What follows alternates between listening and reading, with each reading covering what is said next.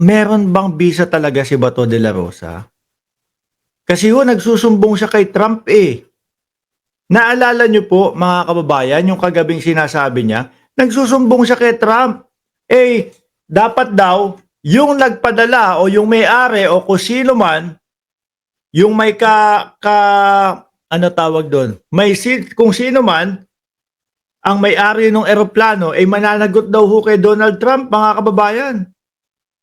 Bakit kaya? Ano kaya naisip sa ulo ni Bato de la Rosa dito? Kinancel nila after na ako. Sir, speaking of visa, may US visa ka na ba ulit? US visa. Kung hindi niyo po na itatanong mga kababayan, natanggalan po ng US visa si Bato de la Rosa sa ilalim po ni Donald Trump, mga boss chief amo, sir. Ayan ho yun, oh. Yan ho yung balita na yun. Bato de la Rosa, US Embassy called to restore may canceled visa. Tinawagan lang siya pero walang kasiguraduhan na naibalik yung US visa ni Tobats, mga bossing. Ano po? Trip lang yan ni Calvo. Sabi ni Bato de la Rosa dito, meron na daw siyang US visa ulit. Kaya lang, na-expired. Parang wala naman. Di ba? Wala namang naibalita na Bato de la Rosa, nabigyan na ulit ng US visa. Meron lang ditong naibalita na tinawagan siya at gagawan ng paraan yung kanyang US visa. Di ba? Oh, sumbong ng sumbong kay Trump. At hindi lang ho siya, mga kababayan, ha? Pati yung si Greco Bellica. Hindi mo alam kung ano na pinag-iisip eh. Sinulatan si Donald Trump ni Greco. Sinulatan si Vladimir Putin. Sinulatan, alam nyo kung sino yung huli? Si Netanyahu naman. O, yung dalawa doon, mga boss chief amo, sir, wanted. Yung dalawa doon, may warrant of arrest din kung di ako nagkakamali sa ICC. O, diyan sa ICC, tatandaan nyo, walang kolapent dyan. Nakabase yung mga yan sa ebidensya, sa dokumento na isasubmit sa kanila. Nakabase ang mga yan sa depensa na sasabihin ng kampo ng dating Pangulong Duterte. Hindi pwedeng, tinawagan ko na si Trump, palayain nyo na daw po si dating Pangulong Duterte. Lagot ka, may-ari ng eroplano, lagot ka kay Donald Trump kasi mananagot ka, merong executive something na ibinaba si Trump dyan. Diba? Baka sabihin nga ho ni Trump sa kanila, ano ba't sinasabit nyo yung pangalan ko dyan? Busy ako dito. May problema kami sa taripa ng Canada. May tariff war kami, etc. etc. Ba't siya sinasabit yung pangalan ko dyan? Di ba? Tuloy. Meron, pero nag-expire na. Hindi pa ako nagpa-renew. Wait lang. Meron, pero expire na. Hindi pa ako nagpa-renew. Ang visa ho, mga kababayan, kung B1, B2, ang kapag ka-adult ka kasi, pinakamahaba niyan 10 taon ho, mga bossing. No? 2020, nung na-cancel yung kanyang US visa. Wala pong naibalita, mga bossing, na naibalik na. Ang sabi lang, dito sa balitang ito, i-up ko ulit, pakita ko ulit sa inyo, no?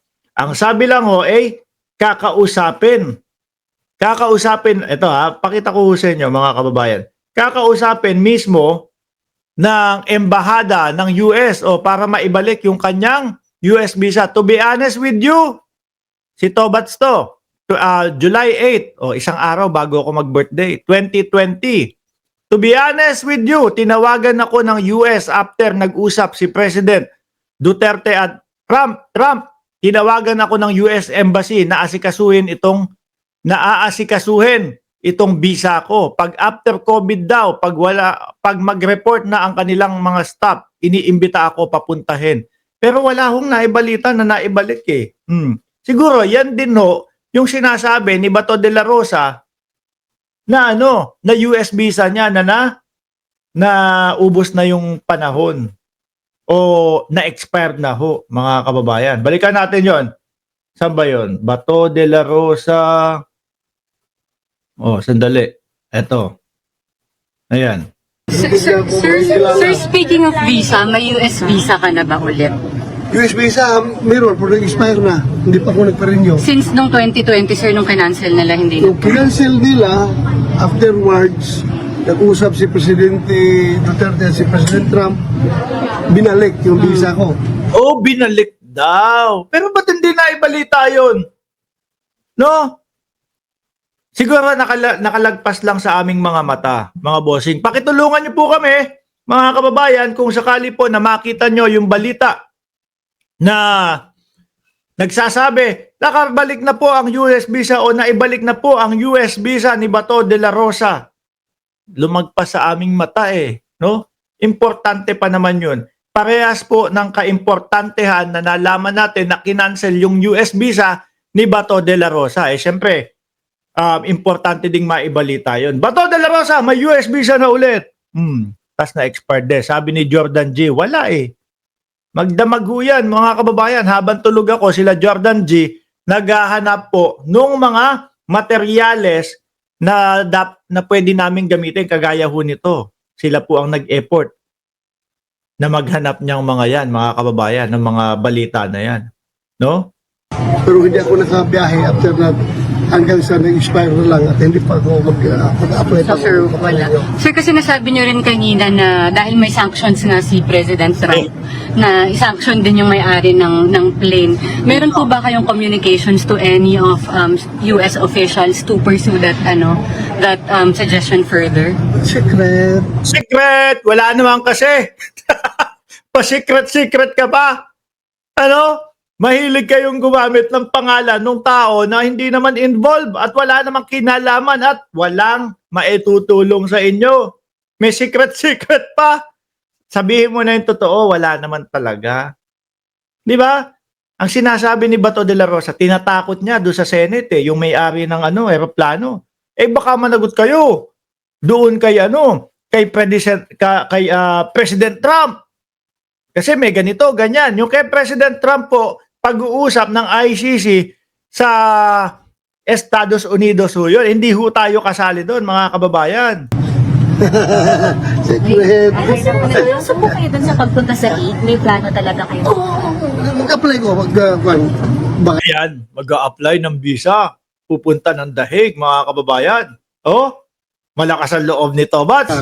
Before, after the elections, bago kung manalo ako, talo ako, siguro, hanap ako ng mas maganda magbakasyon pa. Para Maganda ito, mga kababayan. No? Kung talagang tutuparin ni Bato de la Rosa yung pagpunta doon sa dahig, matuloy kaya? O baka baka wala lang, nasabi lang para hindi isipin ng mamamayang Pilipino, wanted ako sa ICC. Sabi ni Jordan G, restore Bato US visa, no? Or BFA scrap. This is tinakot ni Duterte. 2020 tinakot ni Duterte 202